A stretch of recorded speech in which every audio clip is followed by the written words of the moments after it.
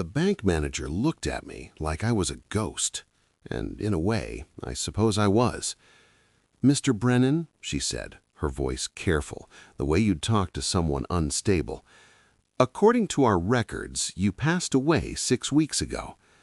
I sat there in that little office in Scottsdale, Arizona, 77 years old, very much alive, and watched this young woman shuffle through papers like she was trying to make sense of a bad dream. But this wasn't her dream. It was my nightmare. She slid a document across the desk, a death certificate, my name, my date of birth, cause of death listed as cardiac arrest, filed in Maricopa County.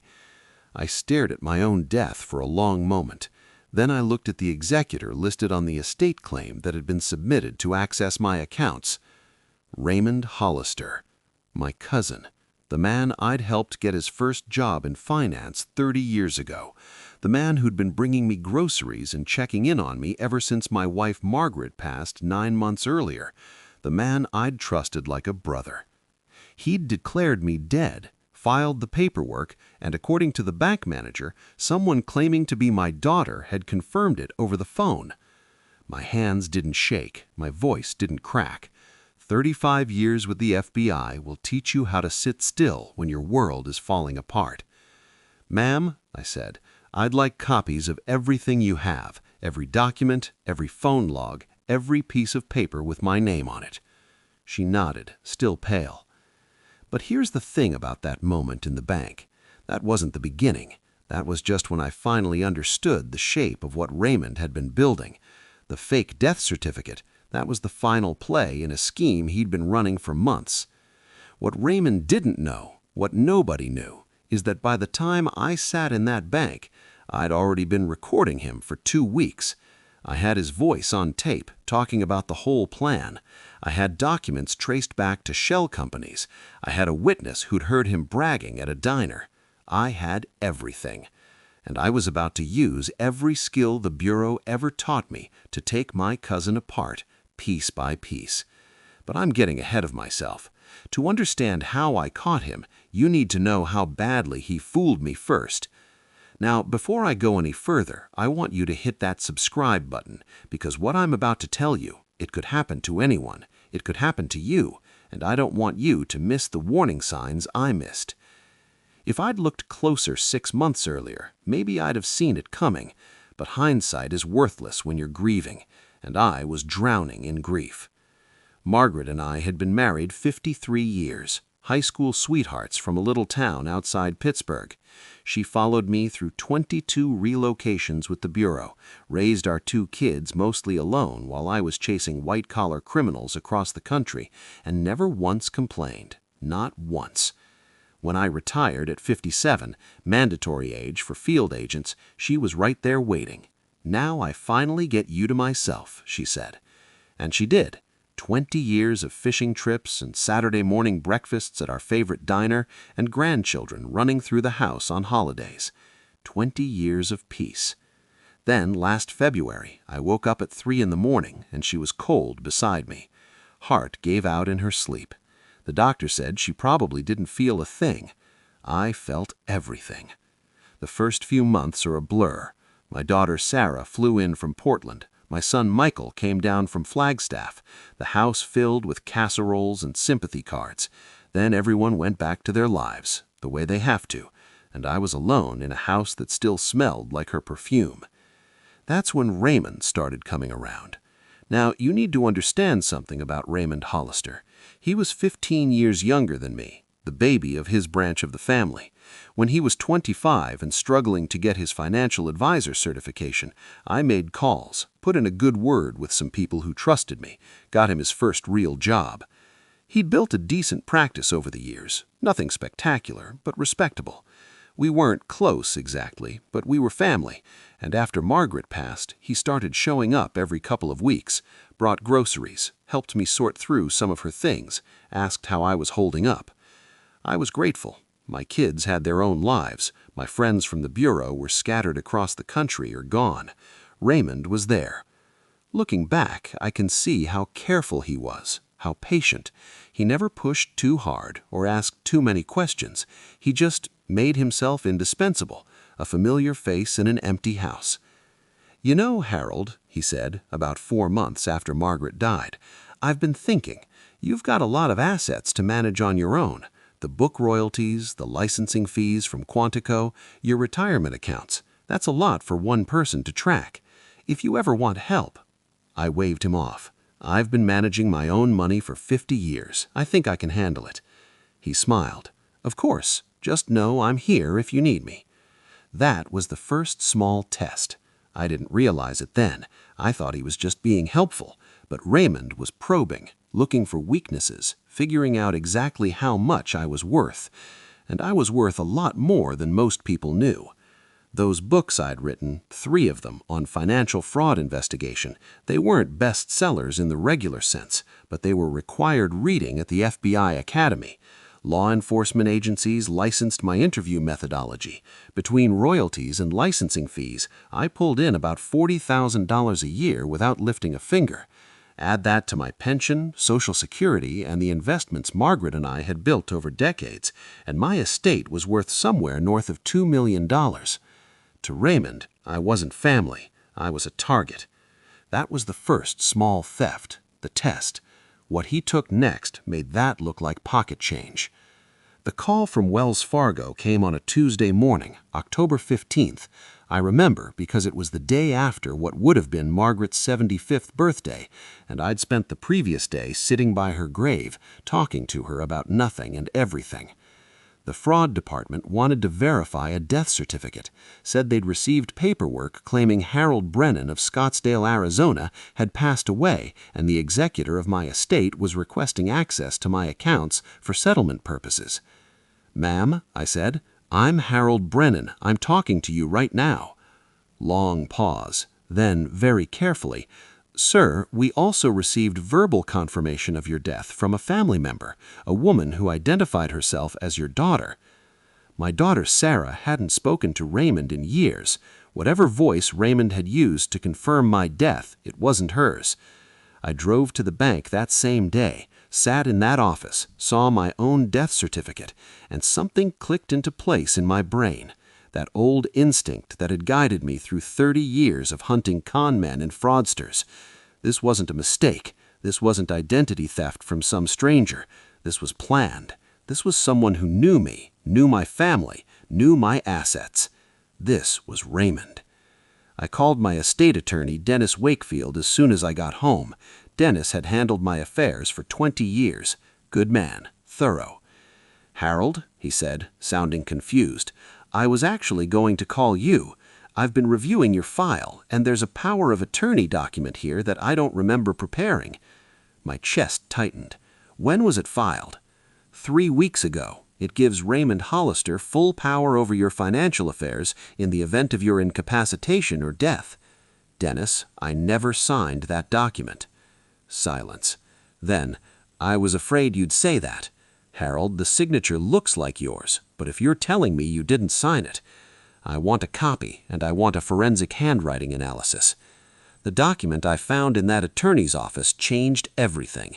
My own signature stared back at me, except I never signed it. Dennis sent me the forged POA that afternoon. I spent 2 hours comparing it to documents I knew I'd signed. To most people, the signatures would look identical, but I'd spent 35 years analyzing forged documents. I knew what to look for. The pressure wasn't right. The loops on the H were slightly different. The slant was a fraction of a degree off. Raymond was good, but he wasn't good enough. I called an old colleague at the FBI, a handwriting analyst I'd worked with on a dozen cases. She agreed to review the documents as a personal favor. 3 days later, she called back. "It's a forgery, Harold. Professional quality, but definitely not your hand. Whoever did this practiced for a while. They've got the general shape, but the micro movements are wrong." That was my first piece of solid evidence, a forged power of attorney, confirmed by an expert. But I wasn't done. I started pulling bank statements, everything from the past 6 months. Spent a whole weekend at my kitchen table with a pot of coffee and a yellow legal pad, going through every transaction line by line. That's when I found the test transfers, small amounts, $200 here, $500 there, always to the same account in Nevada, always on days when I was likely distracted, the week of Margaret's memorial service, the day of my annual checkup, a holiday weekend. Over 6 months, Raymond had siphoned almost $8,000 out of my checking account, just enough to see if anyone was watching, just enough to know the path was clear. The Nevada account traced back to a shell company called Desert Vista Holdings, LLC, registered to a P.O. box in Reno. A little more digging, and I found the registered agent, Raymond Hollister. He'd built a whole infrastructure for stealing from me, and he thought I was too old, too grief-stricken, too out of touch to notice. He was wrong. But I knew evidence on paper wasn't enough. I needed him in his own words. I needed his voice on tape, admitting what he'd done. Arizona is a one-party consent state. That means I could record any conversation I was part of without telling the other person. I ordered a small digital recorder, the size of a lighter, and started carrying it in my shirt pocket every time Raymond came to visit. He showed up that Saturday, same as usual, brought a casserole from the grocery store deli, asked how I was feeling, poured himself a whiskey from my bar without asking, the way he always did. And then, because he thought he'd already won, he started talking. "I've been going through some of your paperwork," he said casually. "You've got that licensing deal with the FBI Academy, right? The methodology training?" "That's right." "That must generate some decent income." "Enough." He nodded, swirling his whiskey. "You should really let me help you manage that, get it properly structured, make sure it's protected for your kids." I played the confused old man, let him think the act was working. "I suppose that makes sense. I haven't been thinking too clearly since Margaret passed." "That's understandable. Grief does that."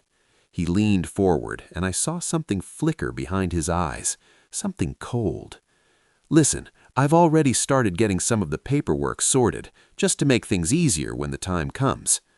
"What kind of paperwork?" "Standard stuff. Power of attorney, beneficiary updates, nothing complicated. I've got a guy at a notary office who's been helping me." I nodded slowly, as if I didn't understand. Inside, my blood was ice. A guy at a notary office. That's how he'd filed the forged POA. That's how he'd managed the fake death certificate. I had him. The recorder in my pocket captured every word. And that's when Donna walked up to my table and said 7 words that made my blood run cold. "Mr. Brennan, I need to tell you something." Let me tell you about Donna Vasquez. She'd been a waitress at the Mesa Grande Diner for 28 years. Margaret and I had been going there every Saturday morning for over 2 decades. Same booth by the window, same coffee and eggs. Donna watched our kids grow up through stories we told. She cried at Margaret's funeral. After Margaret passed, I kept going, every Saturday, same booth. Donna never said much, but she always made sure my coffee stayed warm. That particular Saturday, she didn't bring coffee. She stood by my table with her hands clasped, looking nervous in a way I'd never seen before. "Mr. Brennan, I don't know how to say this, but I think someone is trying to hurt you." I waited. "That cousin of yours, Raymond, he's been coming in here, not to eat, to meet someone." She glanced around the diner. "A man. They sit in the back corner and talk real quiet. But last week they were here late, and I was cleaning the booth next to them, and I heard—" She paused, struggling. "What did you hear, Donna?" "He said the old man won't know what hit him, and the other one, the one Raymond called Eddie, he said something about paperwork, about POA, and how once it goes through, the book rights transfer in 30 days. I sat very still. "Mr. Brennan, my daddy got taken by a man just like that, some advisor he trusted. By the time we figured it out, everything was gone. Daddy died in a state home because we couldn't afford anything else." Her voice broke. "I can't watch that happen to you. I won't." I reached out and took her hand. "Donna, I believe you, and I need your help." Over the next 2 weeks, Donna became my eyes inside the diner. Every time Raymond met with his notary contact, a man named Eddie Mullins, she wrote down the date, time, and whatever she could overhear. She was careful, discreet, and she gave me exactly what I needed. 4 separate meetings, documented, witnessed. The conspiracy case was building itself. By early November, I had the forged power of attorney, confirmed by a forensic handwriting expert, bank statements proving test transfers to Raymond's shell company, 3 audio recordings of Raymond discussing the scheme, Donna's written testimony documenting the meetings with Eddie Mullins. I had enough to go to the authorities, but Raymond still had one card to play, and he was about to play it. I'm telling you this because I don't want anyone watching to feel as alone as I felt that night. My own kids thought I was losing my mind, and Raymond, he was just getting started. It began with a phone call from my daughter, Sarah. "Dad," she said, and right away I could hear it in her voice, that careful, distant tone. "Raymond called me today." "Did he?" "He's worried about you. He says you've been acting strange, aggressive, paranoid." She paused. "He thinks maybe we should look into options for your care." I closed my eyes. Of course Raymond would go after my children. It was textbook. I'd seen it 100 times in my career. The moment a con artist realizes the target is getting wise, they move to isolate them, cut them off from the people who might believe them. "Sarah, I need you to trust me, just for a little while longer. Can you do that?" Silence. Then quietly, "Dad, I don't know what's happening, but you're scaring me." She hung up. My son Michael called that night, same script. Raymond had gotten to him too. "Dad, maybe you should come stay with us in Flagstaff for a while, get some rest, get checked out." I told him I was fine. He didn't believe me either. In one day, Raymond had turned both my children against me. 35 years of service to my country, 53 years of marriage, a lifetime of building a reputation, and my own kids thought I was losing my mind. That night, I sat in my kitchen and stared at the wall for a long time. The house was quiet. Margaret's reading glasses were still on the end table by her chair. I hadn't been able to move them. I thought about giving up, walking away, letting Raymond take whatever he wanted and spending my last years in peace. But then I thought about Margaret, what she would say if she were here. She would say, "Harold Brennan, you didn't spend 35 years catching criminals just to let one steal from you in your own living room." She would be right. The next morning, I drove to my doctor's office and requested a full cognitive evaluation, the works, memory tests, problem-solving assessments, everything they use to diagnose dementia. I scored in the 98th percentile for my age group. The doctor handed me the results with a smile. "Mr. Brennan, whatever's going on in your life, it's not cognitive decline. Your mind is as sharp as most people half your age." I had that report notarized and made 6 copies. When the time came, my children would see them. They would know that when Raymond called their father confused and paranoid, he was lying. But Raymond wasn't done. 2 weeks later, he escalated. I made a mistake. I confronted him. I know. 35 years in law enforcement, and I broke the first rule. Never let the target know you're on to them until you're ready to make the arrest. But I was angry, tired, lonely, and some part of me still hoped, stupidly hoped, that if I just looked my cousin in the eye and told him I knew what he was doing, he'd stop, he'd apologize, he'd remember that we were family. I invited him over on a Sunday afternoon, sat him down in the living room, and I told him, calmly and clearly, that I knew about the forged power of attorney, I knew about the fake death certificate, I knew about the shell company in Nevada. "This ends now, Raymond," I said. "You're going to return everything you've taken, and we're going to pretend this never happened, for the family's sake." He stared at me for a long moment, and then he laughed. Not a nervous laugh, not an embarrassed laugh, a cold, dismissive laugh. "Harold, you sound crazy. You know that, right? Forged documents, shell companies. Do you hear yourself?" He shook his head slowly. "I think Sarah and Michael are right. I think you need help." He walked out. 3 days later, I was served with a restraining order. Raymond had gone to court and sworn under oath that I had threatened him, that I had displayed signs of dangerous instability and potential violence, that he feared for his safety. The order required me to stay 500 feet away from him at all times. It was sent to both my children as notice. Sarah called me crying. "Dad, what's happening? Raymond says you threatened to kill him." "I never said that. I never threatened anyone." "Then why would a judge grant a restraining order?" I didn't have an answer she would believe. Not yet. But here's what Raymond didn't understand about restraining orders. They're not just protective measures, they're legal proceedings, and legal proceedings require hearings. Hearings where both sides get to present evidence. I called my attorney.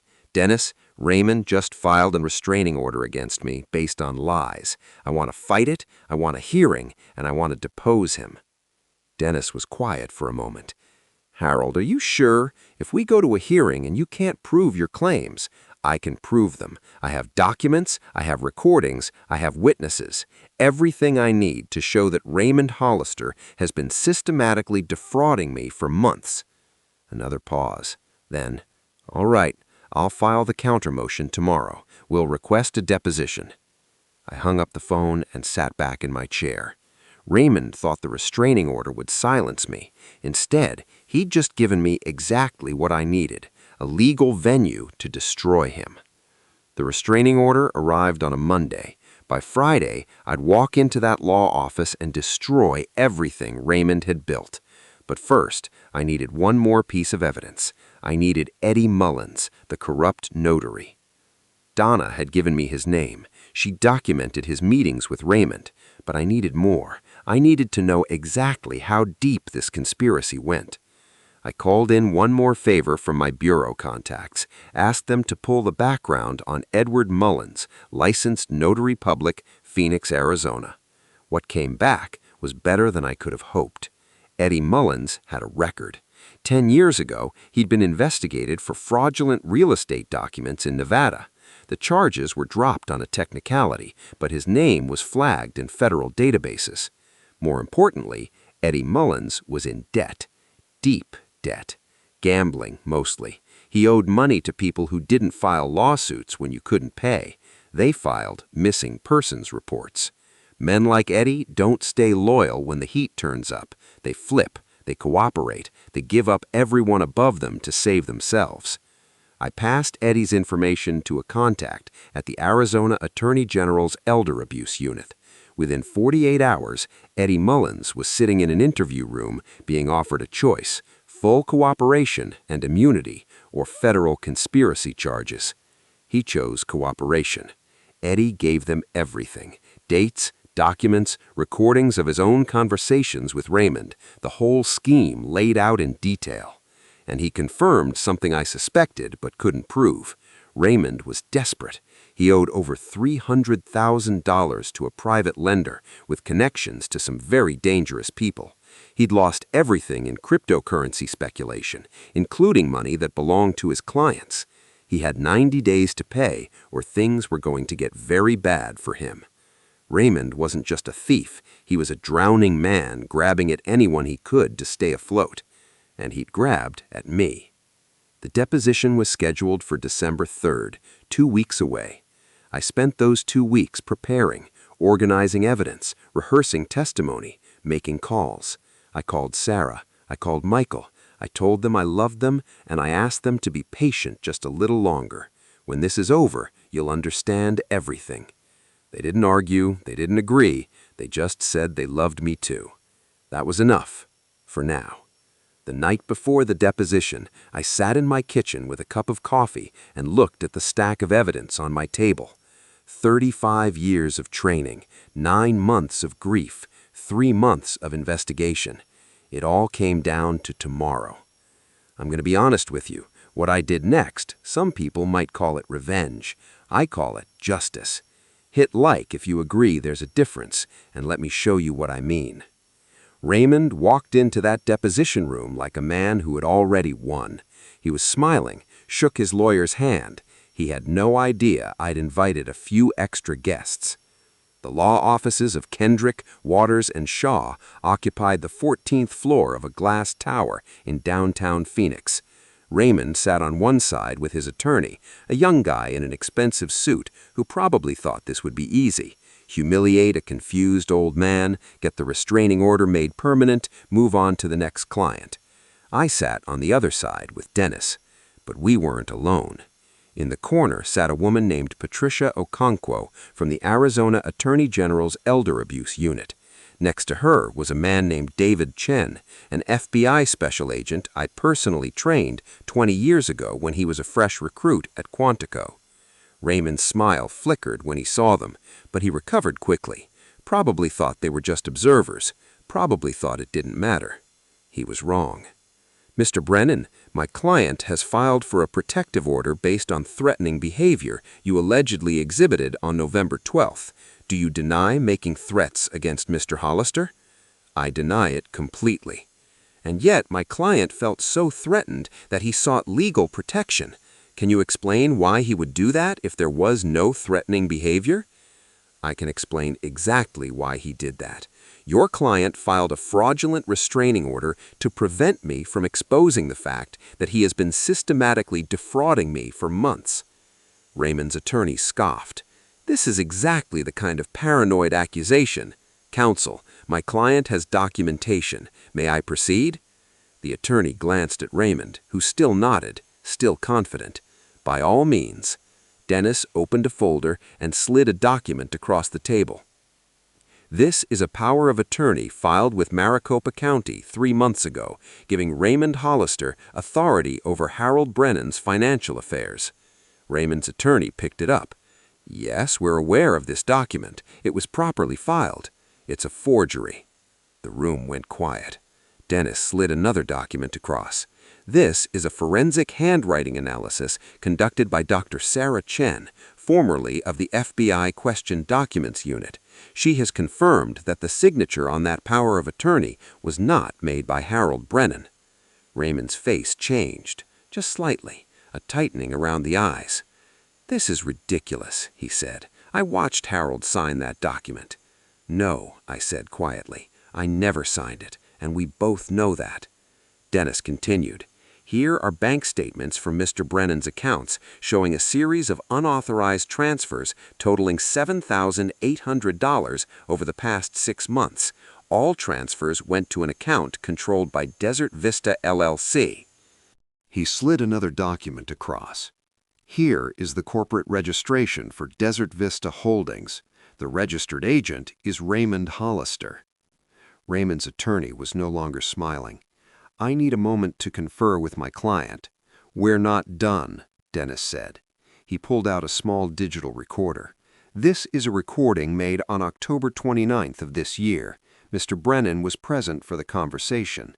Arizona is a one-party consent state, making this recording fully admissible. He pressed play. Raymond's voice filled the room.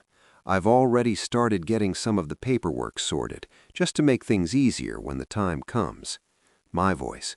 What kind of paperwork? Raymond's voice. Standard stuff. Power of attorney. Beneficiary updates. Nothing complicated. I've got a guy at a notary office who's been helping me. Dennis stopped the recording. The room was silent. Now here's where I turned the tables. Stop. I need you to understand what it felt like to press play on that recording. Every lie he'd told, every document he'd forged, every call where he played the concerned cousin, all of it pouring out of that little speaker while his face went white. There's more, Dennis said. He pulled out another folder. This is sworn testimony from Donna Vasquez, a witness who observed multiple meetings between Raymond Hollister and Edward Mullins, a notary public with a history of document fraud.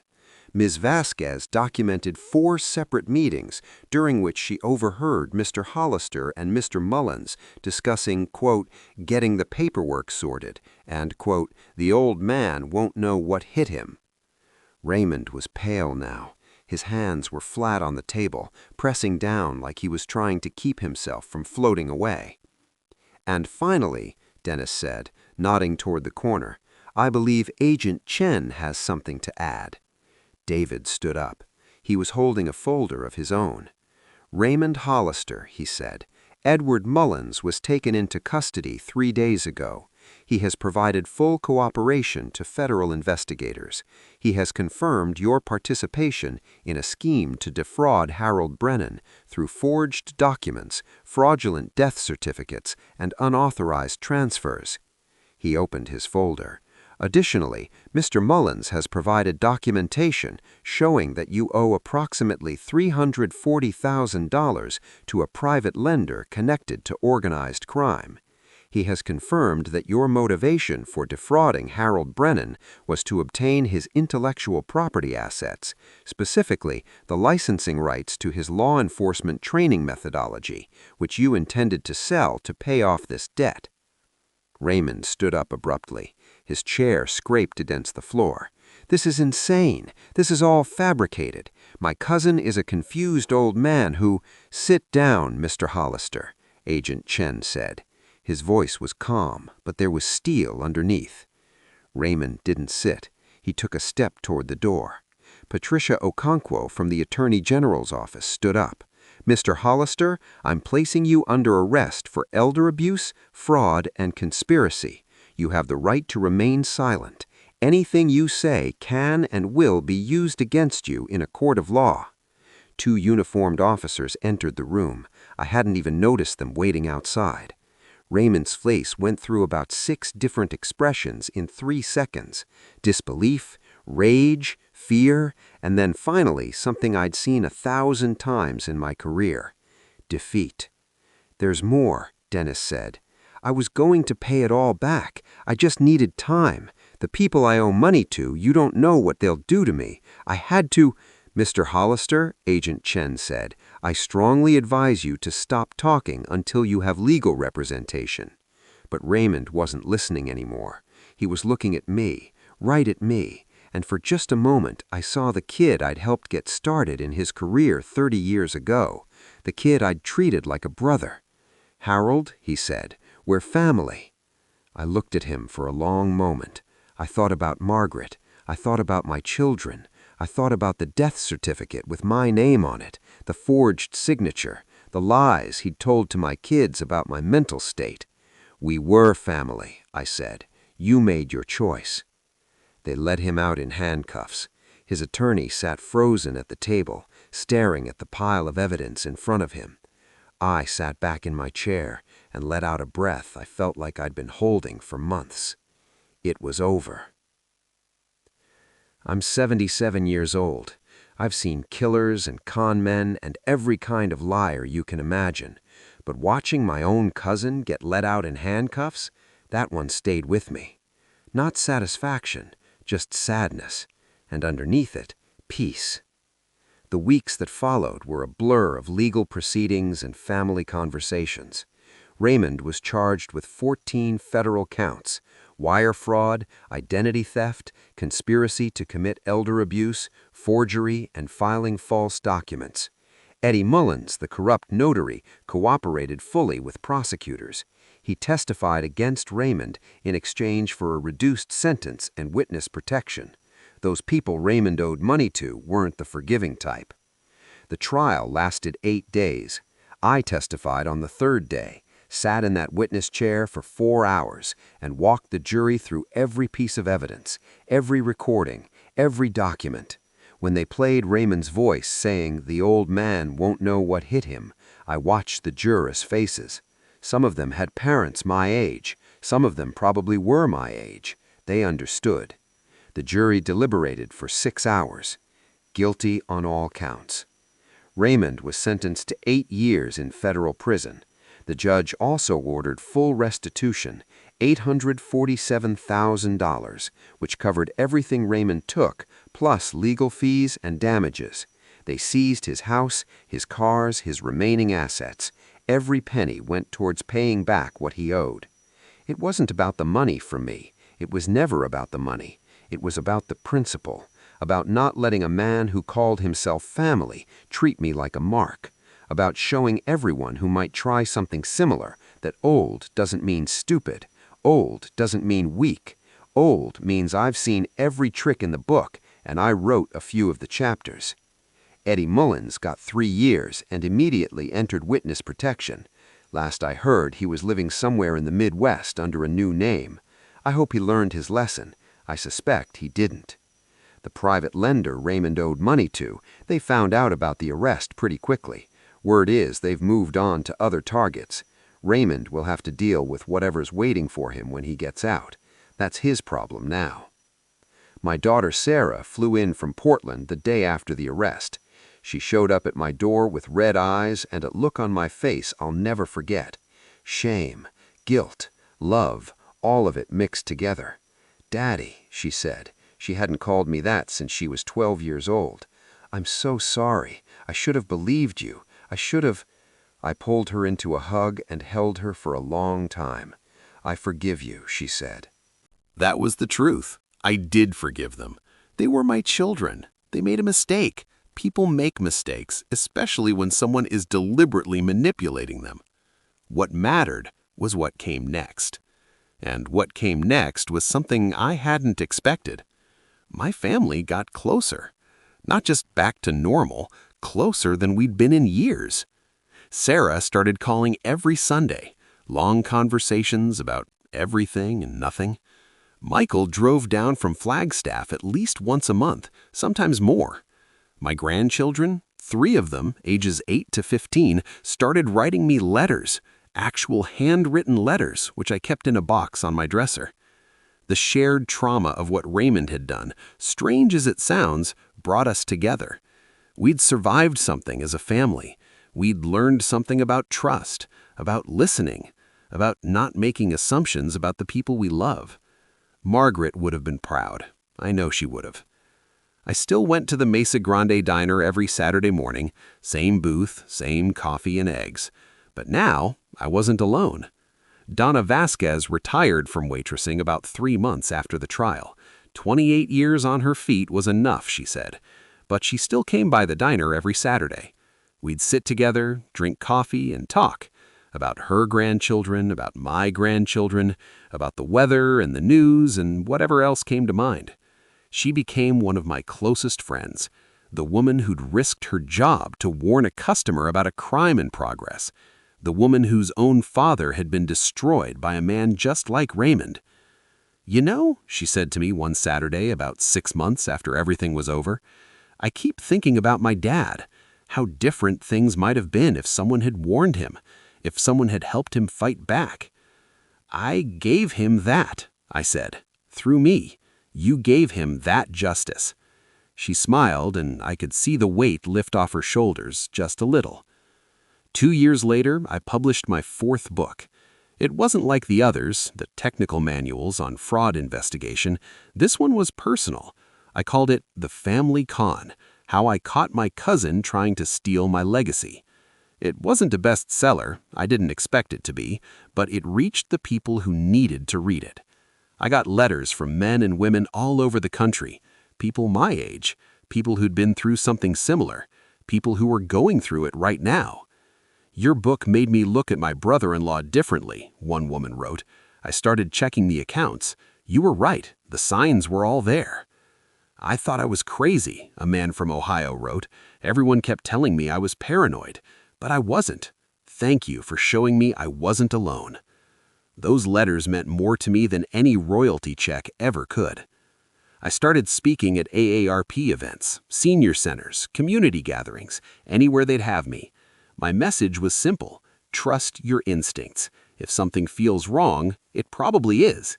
And don't let anyone, not your family, not your doctor, not anyone, tell you that you're too old to know what's happening in your own life. The audience always listened. Some of them took notes. Some of them came up afterward with stories of their own. I couldn't save everyone, I knew that, but I could give them tools. I could give them permission to fight back. Margaret would have loved that.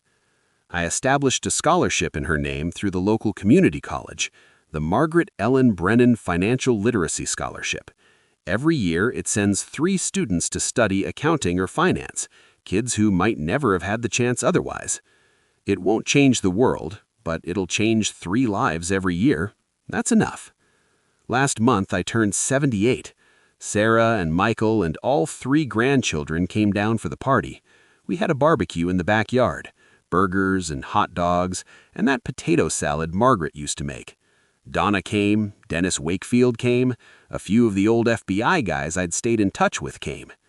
After everyone left, I sat on my porch with a glass of whiskey and watched the sunset over the Arizona desert. I thought about Margaret, about the life we'd built together, about the good years and the hard years and everything in between.